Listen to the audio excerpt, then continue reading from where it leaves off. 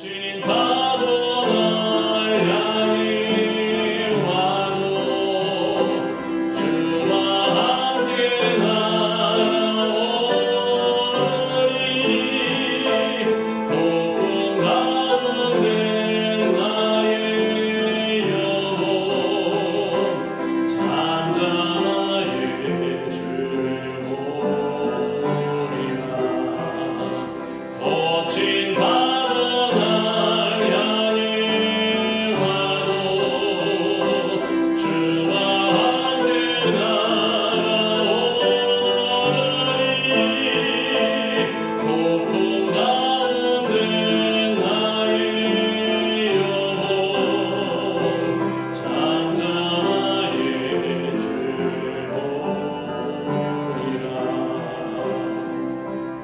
세상에 혼란, 풍파, 고난과 영려가 다가와도 곳에 굴하지 아니하고 우리의 목자 되신 주님만을 따라 나아가는 우리 모인 모든 능력의 자녀들이 다 되게 하여 주시옵소서.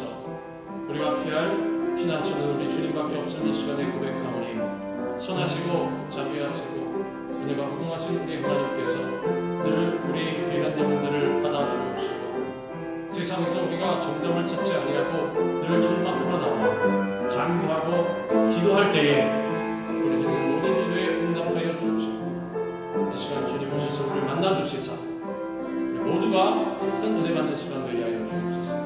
예수 그리스도의 이름으로 감사하며 기도드리옵나이다. 아멘. 거친 파도 날 향해 와도 주와 함께 나아오리. 폭풍 가운데 나의 영혼 잠잠하게 주를 보리라. 아멘. 우리 가운데 어떤 혼란과 풍파가 다가올지라도 폭풍속을 뚫고 걸어오시는 우리 주님을 믿음으로 바라보며 나아갈 때에 모든 문제 가운데서 벗어나고 삶의 환경을 이기며 나아가는 우리 모두가 되기를 주님의 이름으로 축원합니다. 할렐루야. 이 시간에 우리가 같이 읽은 말씀 마가복음 16장 15절부터 18절까지의 말씀을 갖고 믿는 자들의 사명이라는 제목으로 은혜를 나누는 시간 갖도록 하겠습니다. 제목을 한번 따라합니다. 믿는 자들의 사명. 믿는 자들의 사명. 우리는 예수님을 믿고 죄의 노예에서 복받은 하나님의 자녀로 신분이 바뀌어졌습니다. 이것은 우리 중 누구의 공로 때문도 아니요 또 우리 한 사람 한 사람의 노력 때문도 아니라 오직 우리 주 예수 그리스도의 은혜와 사랑과 능력으로 말미암아 된 것입니다. 웬 은혜인지 웬 사랑인지 구체적인 정말 구체적인 이유는 알 수 없지만 확실한 것은 하나님께서 우리를 너무도 사랑하셨기 때문에 사랑하시는 그 이유는 잘 모릅니다. 그냥 우리를 사랑하시는 것입니다. 그것이 바로 우리의 감사 제목이 되어야 할 것입니다. 사실 세상 사람들로부터 선물을 받을 때에도 왜 선물을 받는지 이유는 다 압니다. 생일이 되어서 선물을 받든 기념일이 되어서 선물을 받든 어떤 형태든 간에. 그런데 중요한 것은 우리 주님께서는 아무런 우리가 이성적으로 이해할 수 없는 그러한 이유로 말미암아 그저 우리를 사랑해 주신 것입니다. 이유가 있는 선물은 당연히 감사해야 될 제목을 알고 또한 당연히 감사를 하게 되겠지만 이유를 모르는 것, 그것은 그 이유를 모르는 만큼 나를 향한 마음과 사랑의 폭을 가늠하기가 힘듭니다. 그러나 그것이 정말 큰 사랑의 연유가 되었다고 할 때 정말 갚을 수가 없는 것입니다. 그 사랑이 바로 우리 하나님의 사랑이요, 우리를 위해서 십자가에서 피 흘리시고 우리의 생명을 건져주신 예수 그리스도의 사랑인 것입니다. 요한복음 1장 12절은 영접하는 자 곧 그 이름을 믿는 자들에게는 하나님의 자녀가 되는 권세를 주셨다라고 말씀하고 있습니다. 믿기만 하면 얼마나 안타까운지 세상에 나가 보십시오. 복음을 미처 접하지 못하고 못 들었으면 어쩔 수 없겠지만 복음을 듣고도 전도를 받고도 제안을 받고도 그것을 물리쳐버리는 사람들이 많다라는 것입니다. 아유, 바꿔서 다음에, 아니면 나에게는 뭐 그런 것이 필요 없어 라든지, 바꿔 생각하면 우리를 불러서 예수 믿게 만들어주신 우리 하나님의 사랑을 우리가 다시 한번 가늠할 수 있는 것은 우리도 물리칠 수 있었지 않습니까? 물리칠 수 있었습니다. 믿는 부모에게서 태어났다 할지라도 모태신앙이다 이런다고 다 예수 믿는 것이 아닙니다. 우리 어머니가 아버지가 예수 믿었다고 해서 내가 반드시 천국 가는 것도 아니고, 그렇지 않습니까? 내가 예수 믿고 거듭나야 천국 가는 것이지, 구원받는 것이지. 그렇게 생각하면 내가 지금 예수 믿고 주님 앞에 나와 앉아있다는 사실이, 이거는 정말 형용할 수 없는 기적이라는 것입니다. 믿을 수 있다는 것. 아니, 제가 믿었기 때문에 구원받은 것 아닙니까? 생각해 보십시오. 믿음도 하나님께서 주시는 것입니다. 그래서 제가 말씀드린 것입니다. 세상에 나가보면 그 쉬운 믿음을, 우리가 쉽다고 생각하는 그 믿음을 갖지 못한 사람들이 많더라. 복음을 들었음에도 불구하고 결단하지 못한 사람들이 많더라. 그러면 우리는 무엇입니까? 하나님께서 불러주셨다는 것입니다. 믿음을 마음 가운데 믿을 수 있는 그러한 소스를 우리 가운데 주셨다는 것입니다. 그래서 주님 앞에 감사할 수밖에 없다는 것입니다. 즉, 나의 삶 가운데 왜 나는 기적이 안 일어나지? 라고 생각하여서 본전치기라고 생각하면 안 됩니다. 일단 플러스입니다. 플러스. 십자가의 플러스인 것입니다. 나에게는. 왜냐? 다른 사람들은 다 믿는데도 불구하고 나를 예수 믿게 만들어 주셨습니다. 우리의 생각은 거기서부터 출발해야 할 것입니다. 그러므로 이제 우리가 해야 할 것은 무엇입니까? 우리는 하나님의 자녀가 되는 권세를 가지고, 자녀가 된 권세를 가지고 땅 끝까지 나아가서 복음을 증거하는 삶을 살아가야 하는 것입니다. 물론 우리 한 사람 한 사람이 저 지구 반대편까지 직접 걸어서 못 갈 수도 있습니다. 그러한 의미가 아니라 우리의 삶 가운데 있어. 생각해 보십시오. 지구 반대편에 있는 사람들의 입장에서는 여기가 땅 끝입니다. 그렇지 않습니까?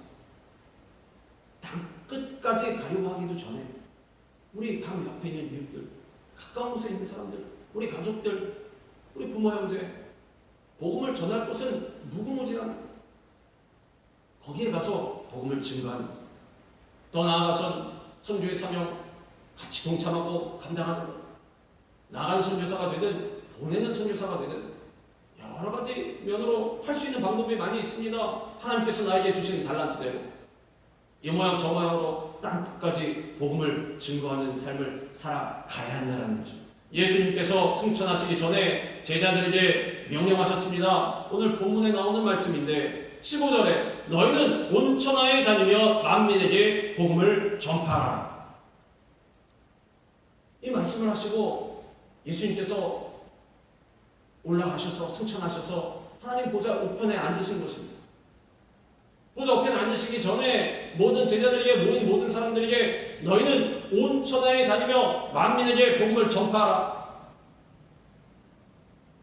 승천하시기 전에 너희는 돈도 많이 벌고 사회에서 성공하고 잘 먹고 잘 살아라, 높은 명예를 가져라 라고 명령하시지 않았습니다. 승천하시기 전에 뭐라고 명령하셨느냐? 너희는 온 천하에 다니며 만민에게 복음을 전파하라. 너희는 살면서 철저하게 미래를 생각해서 노후 준비를 열심히 해라 라고 주님께서 명령하시지 않았습니다.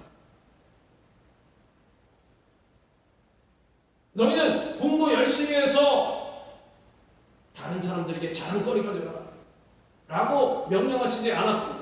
그런데 우리 그리스도인들은 어떻게 살아가고 있느냐? 좋은 대학 가기 위해서, 좋은 학벌 쌓기 위해서, 좋은 회사 들어가기 위해서, 연봉 얼마 이상 받기 위해서. 솔직히 양심에 손 얹고 생각해 보십시오. 나뿐만이 아니라 우리 자녀들에게도 그렇게 강조하고 있지는 않은지. 높은 자리에 올라가. 자, 그리고 지금부터 노후 준비를 해라. 물론 노후 준비하지 말라는 것이 아닙니다. 열심히 살지 말라는 것이 아닙니다. 그러나 가장 중요한 본질이 무엇이냐? 내가 삶의 목표를 어디다 두고 살아가느냐? 만약에 세상의 기준에 내 삶의 목표를 두고 살아간다면 세상이 헛말할 것입니다. 이상하다. 나의 삶은 평안한 것 같은데, 나의 삶은 행복한 것 같은데, 내 자녀도 결혼해서 자식도 잘 낳고 또 연봉도 많이 받고 잘 나가는 것 같은데 내 삶이 왜 이렇게 고독하지?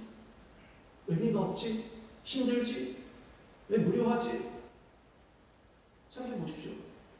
내가 삶의 목표를 어디다 두고 살아가는지, 나의 삶의 진정한 가치가 무엇인지, 예수님께서 명령하시지 않은 그런 가치들을 따라간다면 외적으로는 풍성할 수 있으나 세상적으로는 사람들의 부러움을 살 수 있으나 그러나 그 삶은 의미가 없어진다는 것입니다. 젊고 혈기 있을 땐 잘 모릅니다. 다 세상에 내 손 안에 들어오는 것 같습니다. 투자도 잘하여서 재산도 불리고 집도 몇 채씩이나 되고 또 사람들이 나를 부러워하고 친구도 많아지고 젊었을 땐 모릅니다. 탕자처럼 아버지 재산 많이 챙겨 나가서 외국 가서 잘 살지 않았습니까? 그 친구들과 날마다 파티하고 할 때는 잘 모릅니다. 세상이 다 내 것 같습니다. 너무나 행복합니다. 그런데 중요한 것은 나이가 들고 세상의 가치가 나에게서 하나 둘씩 떠나가면 비로소 느끼게 된다는 거죠. 내가 잘못 살아왔구나. 그때부터 원론적인 고민이 들기. 내가 어디에서 와서 왜 살며 어디로 가는가. 죽음을 생각하면, 마지막을 생각하면 가슴이 답답해집니다. 왜? 자신도 알고 있거든. 내가 가진 것으로 죽음을 막을 수가 없다는 것입니다. 이 많은 것을 내가 죽은 이후에 가져갈 수 없다는 사실을. 만약에 그것이 이 삶에 정말로 좋은 가치라면 예수님께서 분명히 승천하시게 된 분부하셨을 것입니다. 열심히 공부해서 좋은 대학 들어가라. 또 열심히 노력해서 좋은 직장 잡아라. 예수님께서 뭐라고 명령하셨습니까? 너희는 온 천하에 다니며 만민에게 복음을 전파하라. 만민에게 복음을 전파하라. 예수님의 지상 명령이었던 이 복음 전파의 명령, 선교의 명령은 모든 믿는 사람들이 마땅히 지켜 행해야 할 의무라는 것입니다. 믿는 사람들이 예수 그리스도의 명령을 지키고 나아가면 진정한 그리스도인들, 예수님께 칭찬받는, 하나님께 인정받는 그러한 삶을 살아갈 수가 있다는 것입니다. 하나님께 인정받는 삶은 절대로 의미가 없지 않습니다. 절대로 헛된 것이 아닙니다. 영원히 남는 것입니다. 이 세상의 삶이 끝난 다음에도 계속해서 우리가 갖고 가는 것입니다.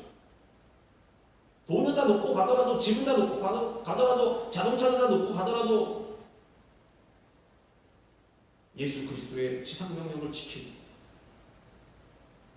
이 열매는 영원히 주님 앞에까지 갖고 가는 것입니다. 우리는 인종이나 피부 색깔, 종교, 문화를 뛰어넘어서 5대양 6대주의 복음을 전파해야 하는 것입니다. 우리는 장소를 가리지 말고 심지어는 국경을 넘고 지역을 초월해서 하나님의 형상을 입은 사람이 있는 곳이면 어디든지 가야 하는 것입니다. 말씀드린 대로 우리 옆에 바로 가까운 이웃도 마찬가지입니다. 지구상의 모든 그곳에 가서 우리는 복음을 증거해야 하는 것입니다. 예수님을 증거해야 하는 것입니다. 입술로 증거하든 우리의 삶의 모습으로 증거하든 예수님의 향기를 풍겨야 한다는 것입니다.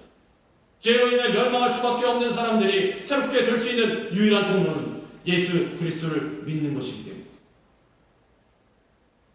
세상의 가치를 다 끌어안고 살고 있던 사람들도 허무한 차에 예수님 만나면 그 사람이 변화되는 것입니다.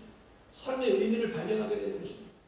그 사람에게 있어서는 이제 인생의 마지막이 언제 오든지 상관이 없습니다. 왜?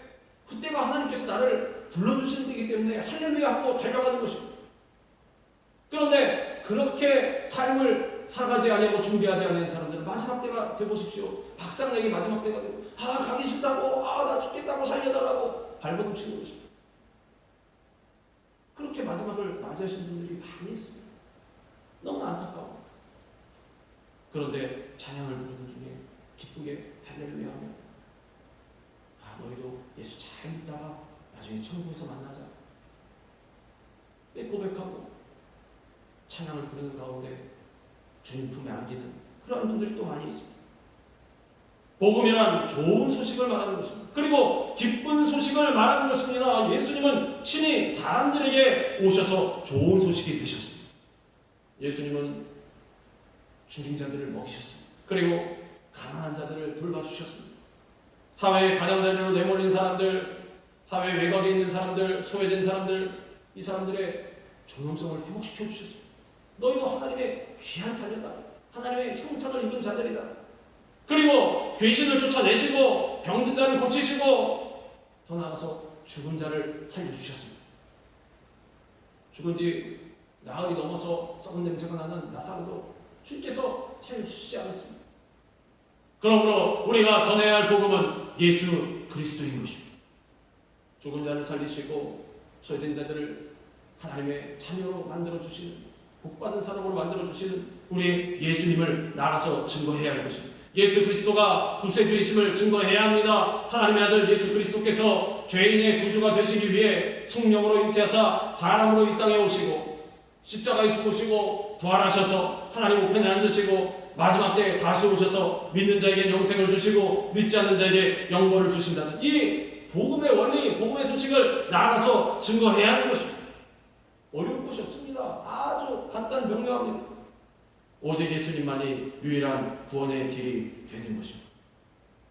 전도법에도 여러 가지가 있습니다. 우리가 알고 있다시피 무슨 이슬비전도다, 관계전도다, 무슨 전도법이 많이 있는데 그건 방법론적인 것이고 어떤 분은 전도법 공부만 따라다닙니다. 그리고 전도법에 대해서 다 꿰고 있습니다. 중요한 것은 전도를 안 합니다. 전도법은 열심히 공부하러 다닙니다. 똑같습니다. 말씀은 날마다 열심히 공부하는데 실천을 안 합니다. 그러면 소용이 없다는 거죠. 중요한 것은 방법이 아니라 나아가서 한마디라도 증거하는 거죠. 말씀대로 살아가는 거죠. 그것이 정말로 중요한 것입니다. 오직 예수님만이 유일한 구원의 길이다. 온리로 온전히 우리 주님만이 유일한 길이라고 나가서 증거하는 것입니다. 다른 길은 없습니다. 사도행전 4장 12절에서 베드로는 이렇게 증언하고 있습니다. 다른 이로서는 구원을 받을 수 없나니 천하 사람 중에 구원을 받을 만한 다른 이름을 우리에게 주신 일이 없으니라 했더라. 우리가 그러지 않습니까? 신학적으로는 종교 다원주의 이런 말 합니다. 뭐냐면 우리 크리스천들, 기독교인들도 또 구원받는 사람들이고 또 저 불교에도 있고 종교인들끼리 친하게 모여서 우린 하나 싸우라는 것이 아니라 중요한 것은 본질적인 것은 타협하면 안 됩니다. 절대로 그러느니 차라리 자리를 갖지 안 하는 것이 낫습니다. 그래서 오해를 받지 않습니까? 그러지 않습니다. 본질적인 것은 반드시 지켜야 한다는 것이죠. 구원을 받을 만한 이름은 우리 예수 그리스도의 이름 외에 주신 일이 없다라는 것입니다. 기도를 할 때에도 예수 그리스도의 이름으로 예수님께 기도를 해야 하는 것입니다. 다른 것에 기도하면 안 됩니다. 쓸데없이 무슨 성자다 다 우리와 똑같은 성정을 가진 사람일 뿐이지 예수 그리스도 외에는 다른 이름을 우리에게 주신 적이 결코 없다고 분명히 성경에서 증거하고 있는 것입니다. 오직 예수 그리스도를 믿음으로 말미암아 구원을 얻게 되는 것입니다. 믿고 세례를 받는 사람은 구원을 얻을 것이요 믿지 않는 사람은 정죄를 받으리라. 이것이 바로 복음입니다. 조금 불쌍하다고 예수 그리스도 안 믿는데도 불구하고 괜찮소, 이것이 아닙니다. 영민은 버려야 돼요. 쓸데없는 영민. 중요한 것은 예수 그리스도를 안 믿으면 분명히 구원받지 못하는 것입니다. 우리 아동부 때 찬양하지 않습니까? 마음 착해도 못 가요 하나님 나라. 아, 착하면 다 가야 될 것 같은데 그렇지 않습니까? 믿는 사람들이 갖춰야 되는 성경 중에 하나가 착한 것이지, 예수 믿지 않는데도 불구하고 착한 사람이 천국에 간다? 그것은 잘못된 것입니다. 그것은 반드시 알아야 됩니다. 그렇게 되면 다시 한번 감사할 수 있는 것은 먼저 예수 믿게 되는 우리들, 흉악한 죄임에도 불구하고 예수 믿게 되는 우리들, 믿는 자가 됨으로 말미암아, 구원받은 자가 됨으로 말미암아 착하게 살 수 있는 우리들, 그것을 감사해야 한다는 것입니다. 우리 삶의 일생일대의 기적은 예수 그리스도를 믿고 구원받은 것입니다. 그러나 믿지 않는 자는 심판을 받게 되는 것입니다. 선교는 복음을 증거하여서 죄인에 죽을 수밖에 없는 영혼을 구원해내는 것입니다. 그래서 주님께서는 우리에게 선교를 지상 명령으로 주셨습니다. 그러므로 우리는 때를 얻든지 못 얻든지 나아가서 계속해서 복음을 증거해야 하는 것입니다. 복음을 증거하면 우리가 다 선교사가 되는 것입니다. 선교사가. 오직 예수 그리스도의 십자가만 자랑하면서 예수님을 모르는 사람들에게 복음을 전하는 삶을 살아가야 하는 것입니다. 삶으로 복음을 전하려면 어떻게 됩니까? 내가 드러나면 안 됩니다. 그러면 나를 증거하는 것입니다. 나. 크리스찬인 나. 내가 이렇게 되면 안 되는 것입니다. 나는 가려지고 예수님만 나타나야 되는데 방법이 무엇입니까? 그럼 섬기는 것입니다. 내가 주인이 돼서 내가 사람들을 종부리듯이 부리고 그러면 예수님이 보여드릴 수가 없고 예수님을 사람들에게 보여줄 수가 없습니다. 나는 십자가에 가려지고 종으로서 더 낮아져서 예수님을 계속해서 높여드려야 되는 것입니다. 그런 마음으로 섬긴다면 그 섬김의 삶 가운데 예수 그리스도가 드러나는 것입니다. 그런데 이 선교의 사명, 복음 전파의 사명은 절대로 인간 개인의 힘으로는 할 수가 없습니다. 욕심대로 할 수가 없는 것입니다.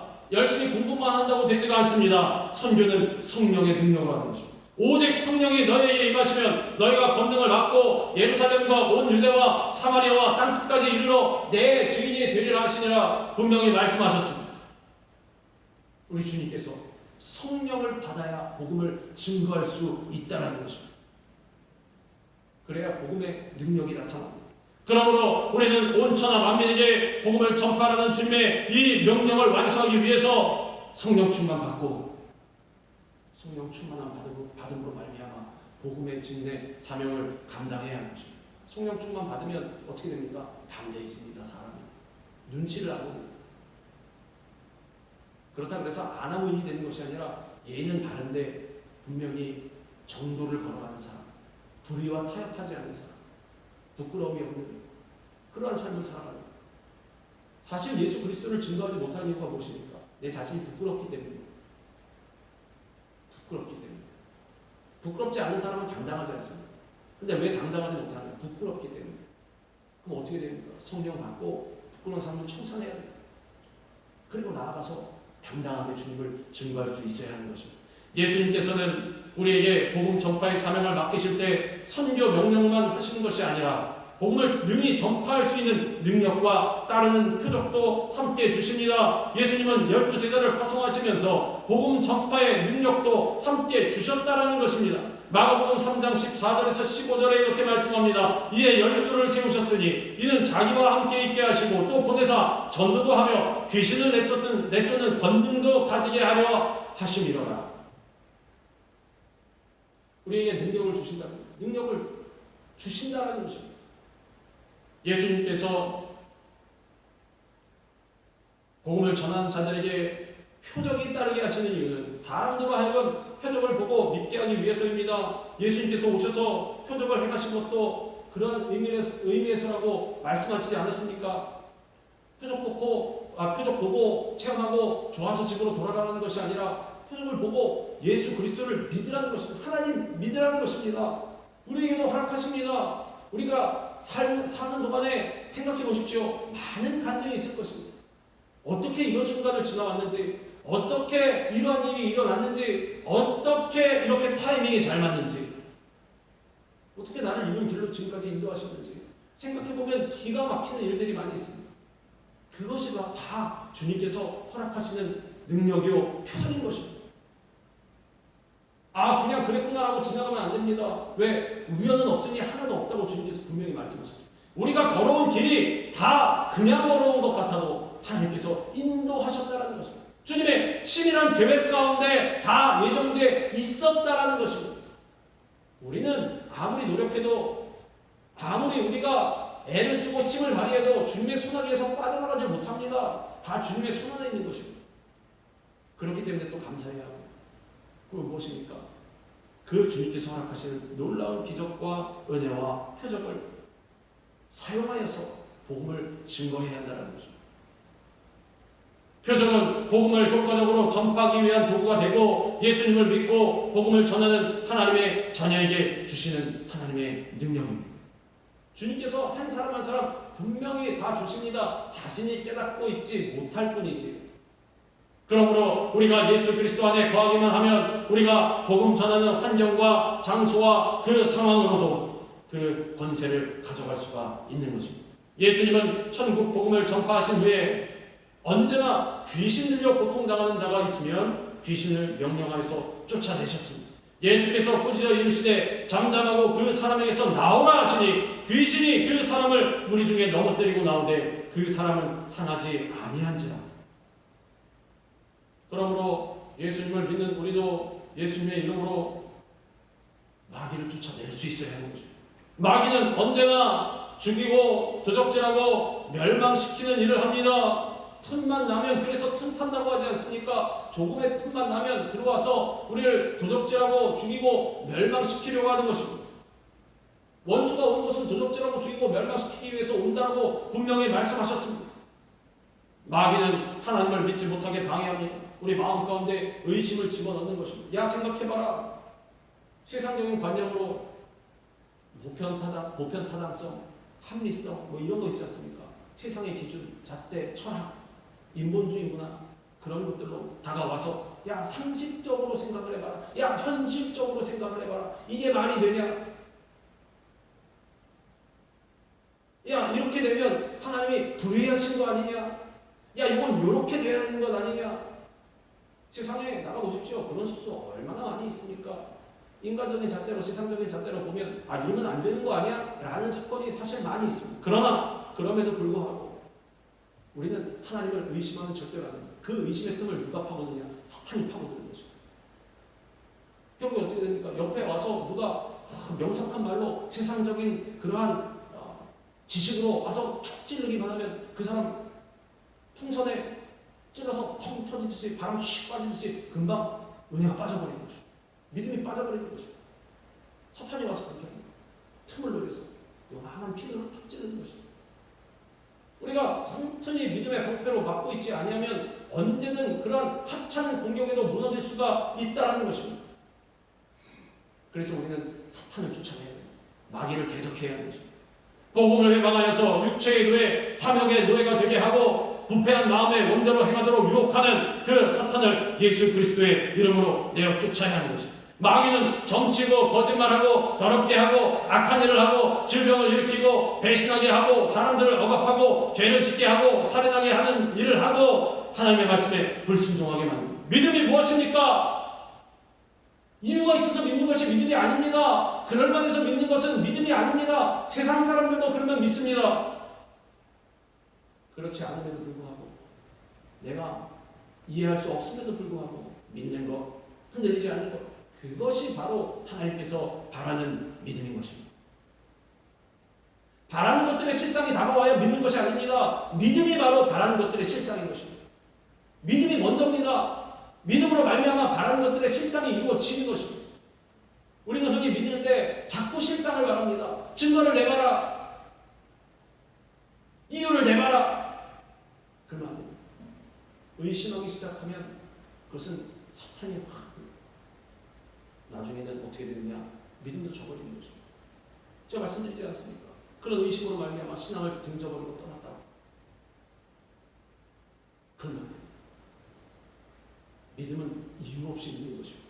무조건적으로 믿는 것입니다. 누구를? 우리 하나님을, 우리 예수님을. 예수님께서 이 땅에 오셔서 마귀에게 눌린 모든 사람을 고치셨습니다. 그러므로 우리 주위에 마귀나 귀신들이 역사하는 것을 느낄 때 조금 더 두려워하지 말고 악한 마귀야 예수 이름으로 명하노니 물러갈지어다.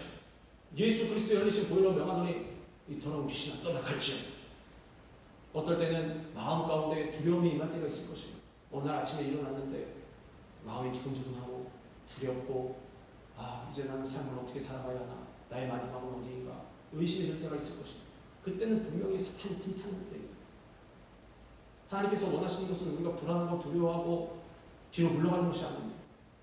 앞으로 전진하는 것, 용기와 담대함을 갖는 것, 두려워하지 않는 것, 두려워 말라, 담대하라. 우리 주님께서 늘 부분마다 성경을 통해서 우리에게 말씀해 주셨습니다.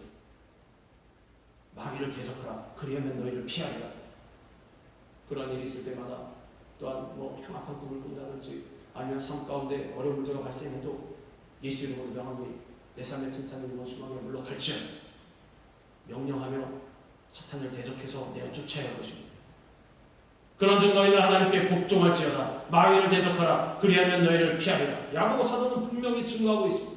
우리는 하나님의 자녀된 권세를 가지고 예수님의 이름과 보혈의 능력으로 사탄을 내어 쫓아야 할 것입니다. 이처럼 하나님의 자녀는 귀신을 쫓아내고 나아가 새 방언을 말하게 됩니다. 새 방언이란 성령께서 우리에게 주시는 하늘의 언어를 말하는 것입니다. 그들이 다 성령의 충만함을 받고 성령이 말하게 하심을 따라 다른 언어들로 말하기를 시작합니다. 성령으로 충만하려면 성령 충만을 사모하고 간구하고 엎드려 기도해야 할 것입니다.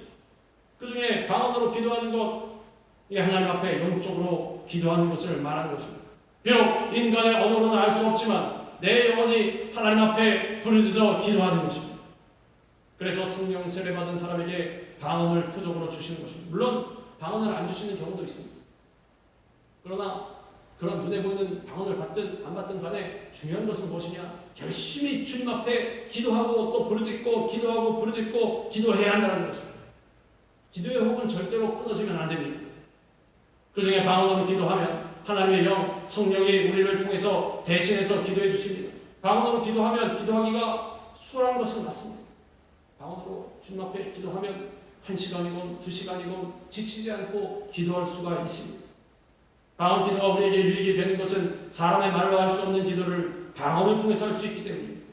우리가 이처럼 열심히 주님 앞에 기도할 때 성령께서 우리를 위해서 친히 간구해 주십니다. 그리고 문제를 해결해 주시는 것입니다. 이와 같이 성령도 우리의 연약함을 도우시나니 우리는 마땅히 기도할 바를 알지 못하나 오직 성령이 말할 수 없는 탄식으로 우리를 위하여 친히 간구하십니다.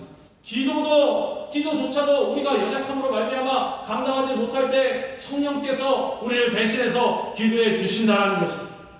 예수님께서는 하나님 보좌 우편에서 무엇을 하신답니까? 우리를 위해서 친히 간구해 주신다고 말씀하고 있습니다. 예수님도 성령님도 우리를 위해서 기도해 주시는 것입니다. 그런데 왜 우리가 기도하지 못합니까? 마음이 어지럽고 삶에 문제가 있다, 삶의 의미를 모르겠다, 혹시 기도의 호흡이 끊어지지 않았는지 점검해 보신가? 내가 지금 기도하고 있는가? 아니면 기도 안 하는가? 식사할 때 하나님 감사합니다 하면 식사 기도하는 것뿐만이 아니라 시간을 내어서 내가 기도하고 있는 것입니다. 기도가 내 호흡인가? 식사할 때 잠깐 기도하는 것을 호흡이라고 말할 수 없지 않습니까? 그렇지 않습니까? 우리 호흡은 굳이 무식까지도 계속하고 있지 않습니까? 안 하면 죽으니까 1분만 안 해보십시오. 얼굴이 벌겋게 달아오르고 막 부풀어 오르고 죽겠다고 헐떡거릴 것입니다. 기도도 마찬가지입니다. 기도는 분명히 호흡이라고 말씀하셨습니다. 왜 호흡이라고 말씀하셨습니까? 끊어지면 안 된다는 것입니다. 끊어지면 너희가 죽을 것이다. 영적으로 죽어버린다는 것입니다. 세상에 어디를 찾아가도 살림을 받을 수가 없습니다. 기도해야 하는 것입니다. 그러므로 우리는 늘 성령 충만을 사모하면서 열심히 주님 앞에 나가서 기도해야 할 것입니다. 본문 18절은 뱀을 집어 올리며 라고 말씀합니다. 뱀은 거지사업인 마귀를 상징합니다. 에덴에서 아담과 하와를 깨어서 하나님을 반역하고 선악과를 따먹게 만든 것도 이 뱀, 이 마귀입니다. 오늘도 원수 마귀가 뱀처럼 우리에게 다가와서 끊임없이 거짓말하고 우리를 속이고 넘어지게 만듭니다. 우리가 이 뱀을 잡는다는 것은 마귀를 내어 쫓음으로 거짓을 버리고 진리를 따라 살도록 만들어 준다는 것입니다. 주의 말씀에 따라서 사탄을 물리치고 온전히 주의 은혜로 말씀으로 순종해서 살아가야 한다는 것입니다. 우리가 예수 그리스도를 마음속에 모시고 예수 중심으로 살고 예수님의 가르침을 기억하면 언제나 뱀을 집어낼 수가 있습니다. 사탄은 우리에게 인본주의 문화를 집어넣고 우리의 마음 가운데 다른 세상의 그러한 가치를 집어넣습니다. 그리고 우리는 이것이 진리인지 아닌지 헷갈리면서 살아갑니다. 혹은 무엇이냐? 예수님도 잡고 그것도 잡고 양손에 다 잡으려고, 아니면 손이 2개 모자라서 원통 안에 하면서 손을 2개, 3개, 4개 만들려고 합니다. 그러면 안 됩니다. 양손으로도 예수님만 붙잡아야 되는 것입니다.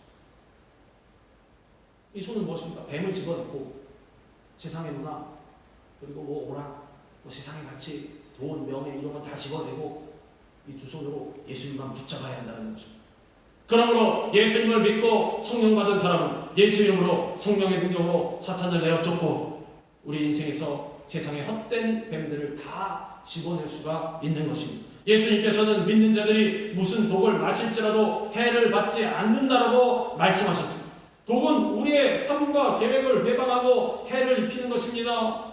또 정신적으로도 타격을 주고 마음에 상처 주는 또 모함과 험담, 그리고 참소